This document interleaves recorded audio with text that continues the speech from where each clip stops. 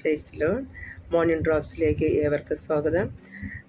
ഒരു പകലക്കാലം കൊണ്ട് ദൈവം നമ്മുടെ ജീവിതം തന്നല്ലോ. എല്ലാവരെയും ദൈവം അനുഗ്രഹിച്ച് മാനിക്കട്ടെ. നമുക്ക് ഇന്നത്തെ ചിന്തയ്ക്കായിട്ട് നമുക്കൊരു വാക്യം വായിക്കാം. മത്തായിയുടെ സുവിശേഷം 5-ാം അധ്യായം അതിൻ്റെ 13-ാമത്തെ വാക്യം ഇങ്ങനെ പറയുന്നു: നിങ്ങൾ ഭൂമിയുടെ ഉപ്പാകുന്നു.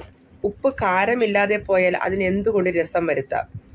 പുറത്ത് കളഞ്ഞിട്ട് മനുഷ്യർക്ക് ചവിട്ടുവാൻ അല്ലാതെ പിന്നെ അത് കൊള്ളാവുന്നതല്ല. പ്രിയ സഹോദരങ്ങളെ, ഇവിടെ ഉപ്പിനെ കുറിച്ചാണ് മത്തായി പറഞ്ഞിരിക്കുന്നത്. മത്തായിയുടെ സുവിശേഷം നമ്മൾ ബൈബിളിൽ നോക്കുമ്പോൾ പുതിയ നിയമം തുടങ്ങുമ്പോൾ ആദ്യമായിട്ട് കാണുന്ന പുസ്തകമാണ് മത്തായി. എന്നാൽ ആദ്യമായിട്ട് എഴുതിയ സുവിശേഷം മത്തായിലെ മാർക്കോസാണ് ആദ്യ പുസ്തകം. എന്നാൽ അച്ചടിച്ച് ഇതിങ്ങനെ വന്നിരിക്കുന്ന ആദ്യത്തെ സുവിശേഷം മത്തായി എന്നാണ് ബൈബിളിൽ നാം കാണുന്നത്. മത്തായി എന്ന വാക്കിന്റെ അർത്ഥമെന്ന് പറഞ്ഞാൽ യഹോവയുടെ ദാനം എന്നാണ്. മത്തായി ഈ സുവിശേഷത്തിൽ സ്വർഗരാജ്യത്തെക്കുറിച്ച് 32 പ്രാവശ്യം ഇതിനകത്ത് പറഞ്ഞിട്ടുണ്ട്. മത്തായി ഒരു യഹൂദനായിരുന്നല്ലോ. അങ്ങനെ ഈ മത്തായിയുടെ സുവിശേഷം എഴുതിയ കാലയളവ് നാം കാണുന്നത് AD 58-68 കാലഘട്ടങ്ങളിൽ പാലസ്തീനിലെ സിറിയയിലും അന്ത്യോക്യയിലും വെച്ച് എഴുതിയെന്ന് പറയപ്പെടുന്നു. പ്രിയ സഹോദരങ്ങളെ, ഈ ഉപ്പിനെ കുറിച്ച് നാം നോക്കുമ്പോൾ എന്താണ് പറയുക? നിങ്ങൾ ഭൂമിയുടെ ഉപ്പാകുന്നു. ഉപ്പ് കാരമില്ലാതെ പോയാൽ പുറത്തിട്ട് ചവിട്ടുവാനല്ലേ ഒന്നിനും കൊള്ളത്തില്ല. ഉപ്പ് നമുക്ക് അനിവാര്യമായ കാര്യമാണ്. നമ്മുടെ പാചകങ്ങളിലും മറ്റ് ചില മരുന്നുകൾ ഉണ്ടാക്കുവാൻ ആയുർവേദപരമായിട്ടും ഒക്കെ ഉപ്പിന് ഏറ്റവും വലിയ പ്രാധാന്യമുണ്ട്. എന്നാൽ ആ ഉപ്പിന് ആ ഒരു കാരം, അതായത് ആ ഉപ്പിന്റെ ടേസ്റ്റ് എന്താ പറയുന്നത്, അത് നമുക്ക് പറയുവാൻ പറ്റത്തില്ല. ആ ഉപ്പിന്റെ ആ ടേസ്റ്റ് ഇല്ല എന്നുണ്ടെങ്കിൽ നമ്മുടെ ഭക്ഷണത്തിന് ഒരു രുചിയില്ലാതെ ആയിപ്പോവും. അതാണ് ഇവിടെ പറയുന്നത്. എന്നാൽ ആ ഉപ്പെന്ന് പറയുന്നത് നാം ആത്മീയമായിട്ട് നോക്കുമ്പോൾ ഒരു ദൈവ പൈതലാണ്. അതായത് ദൈവത്തെ സ്നേഹിക്കുന്ന ഒരു വ്യക്തിയാണ് ഉപ്പെന്ന് പറയുന്നത്. ആ ദൈവത്തെ സ്നേഹിക്കുന്ന ഒരു വ്യക്തി അല്ലെങ്കിൽ ഒരു മനുഷ്യൻ, അവർക്ക് ദൈവത്തോട് സ്നേഹമില്ല എന്നുണ്ടെങ്കിൽ അവരുടെ ജീവിതം ആ കാരമില്ലാത്തൊരു ഉപ്പ് പോലെയാണ്. മത്തായിയുടെ സുവിശേഷത്തിൽ ഈ 5-ാം അധ്യായം, അതായത് 5, 6, 7 ഗിരിപ്രഭാഷണം എന്നാണ് പറയുന്നത്. അതായത് ദൈവത്തിന്റെ പർവ്വത പ്രസംഗം, മലമുകൾ പ്രസംഗം, അത് മലമുകളിൽ വെച്ച് പ്രസംഗിച്ചത്, അല്ലെങ്കിൽ പർവ്വത പ്രസംഗം, അല്ലെങ്കിൽ ഗിരിപ്രഭാഷണം എന്ന് പറയുന്നത്. 5, 6, 7 ഈ 3 അധ്യായങ്ങൾ അങ്ങനെയാണ് വിശേഷിക്കപ്പെടുന്നത്. അത് പർവ്വത മുകളിൽ വെച്ച് അല്ലെങ്കിൽ മലമുകളിൽ വെച്ച് മറ്റുള്ളവരുടെ സുവിശേഷം അറിയിച്ചതാണ്. പ്രിയ സഹോദരങ്ങളെ, ഈ ഉപ്പിന്റെ പ്രത്യേകതയെക്കുറിച്ച് നാം നോക്കിയാൽ ഏത് ആവശ്യത്തിനും നമ്മുടെ അടുക്കളയിൽ നമുക്ക് ഏറ്റവും കുക്കിങ്ങിന് ആവശ്യമാണ് ഉപ്പ്. അതുപോലെ തന്നെ നാം ദൈവത്തിൽ ആശ്രയിച്ചിരിക്കുന്ന ഒരു വ്യക്തി എന്ന് പറഞ്ഞാൽ അവരെപ്പോഴും ദൈവത്തോടടുത്ത് മറ്റുള്ളവർക്ക് വളരെ ഉപകാരപ്രദമായിരിക്കും. എന്നാൽ ആ ഒരു വ്യക്തി ദൈവത്തോട് അടുത്തില്ല എന്നുണ്ടെങ്കിൽ അവരെ ഈ ഉപ്പിനോട് സാദൃശ്യപ്പെടുത്തുന്നുണ്ട്. അതുപോലെ തന്നെ ഉപ്പിനെ മറ്റു പല രീതിയിൽ നമുക്ക് കാണുവാൻ കഴിയും. എലീശ പ്രവാചകൻ, അതായത് 2 രാജാക്കന്മാരുടെ പുസ്തകം അതിൽ 2:21 പറയുകയാണ്, എരിഹോം എന്ന സ്ഥലത്ത് നിൽക്കുമ്പോൾ, അതായത് ഏലിയാവിൽ നിന്ന് ഇരട്ടിപ്പങ്ക് അഭിഷേകം പ്രാപിച്ച എലീശ യോർദാൻ നദി കടന്ന് വരികയാണ്. നദി കടന്ന് വന്ന്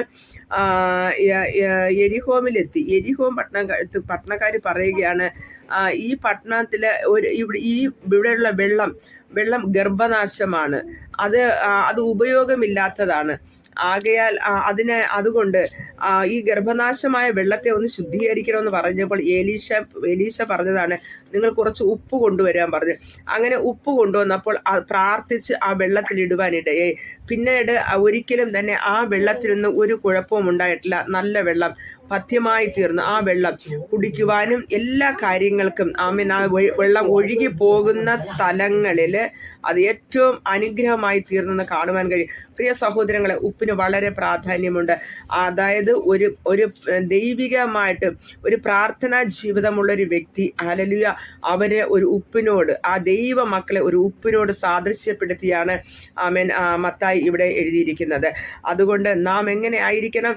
ദൈവത്തിന്റെ കൽപ്പനകൾ കൽപ്പനകളെ പ്രമാണിച്ച് ദൈവത്തെ അനുസരിച്ച് നാം ആയിരുന്നാൽ തീർച്ചയായിട്ടും നമ്മളിലൂടെ അനേകർക്ക് നമ്മളിലൂടെ പ്രയോജനമുണ്ടാകുക.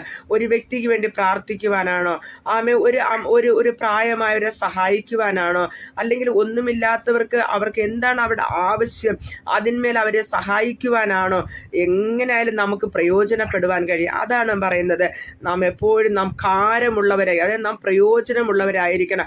യേശു കർത്താവ് ഇങ്ങനെ നടന്നു പോകുമ്പോൾ, തൻ്റെ ശിഷ്യന്മാരുമായി കടന്നു പോകുമ്പോൾ ഒരു അത്തിവൃക്ഷം നിൽക്കുന്നതുകൊണ്ട് യേശുവിന് വിശന്നു എന്നാണ് പറയുന്നത്.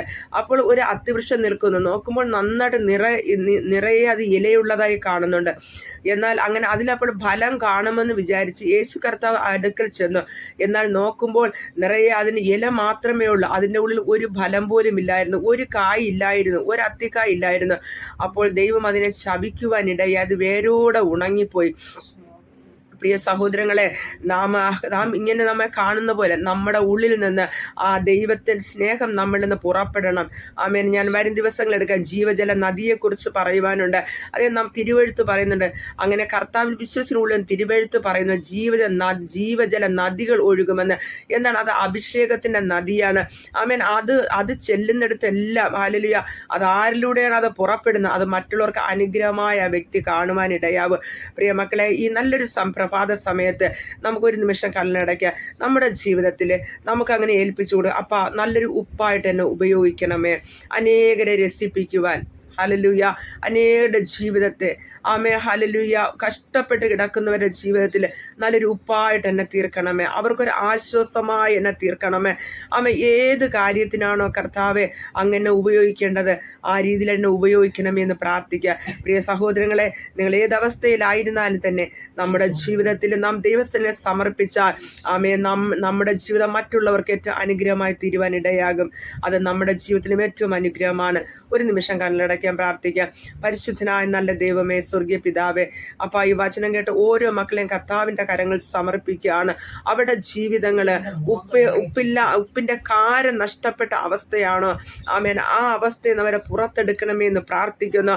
നല്ല കാരമുള്ളൊരു ഉപ്പായിട്ട്, അതേ ഗുണമേന്മയുള്ളവരായിട്ട്, നല്ല സ്വഭാവമുള്ളവരായിട്ട്, മറ്റുള്ളവരെ സഹായിക്കുന്ന മക്കളായി ഈ വചനം കേട്ട ഓരോരുത്തരെയും അവരെ ബലപ്പെടുത്തണമേ എന്ന് പ്രാർത്ഥിക്കുന്നു.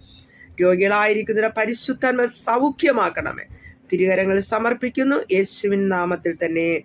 ആമേൻ, ആമേൻ, ആമേൻ. God bless you. വീണ്ടും നമുക്ക് ദൈവപാദപീഠത്തിലായിരിക്കാം. കർത്താവ് നമ്മെ അനുഗ്രഹിക്കട്ടെ. ആമേൻ.